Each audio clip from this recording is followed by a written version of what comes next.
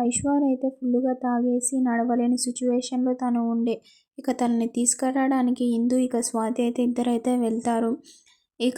తనని తీసుకొస్తుండగా లోపట లైట్ అయితే ఆఫ్లో ఉంటుంది. సడన్గా లైట్ అయితే ఆన్ అయిపోయి ఉంటుంది. ఎవరు అని షాక్లో ఇందు స్వాతి ఇద్దరు అయితే చూస్తూ ఉంటారు. రేఖ అయితే లైట్ అయితే ఆన్ చేసి ఉంటుంది. రేఖ అయితే ఐశ్వర్యం చూసి షాక్ అవుతుంది.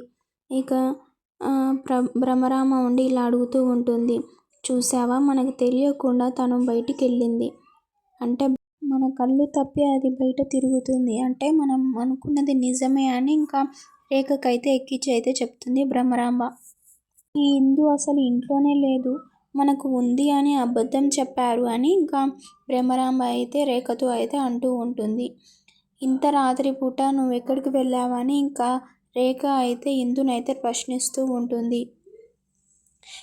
రేఖకి ఏం చెప్పాలో తెలియక ఇందు అయితే భయపడుతూ ఉంటుంది.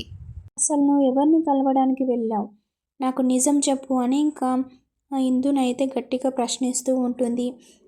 ఇందు ఒకసారిగా భయపడి టెన్షన్ అయితే పడిపోతూ ఉంటుంది. ఏం చెప్పాలో తెలియక ఇద్దరైతే సతమత పడిపోతూ ఉంటారు.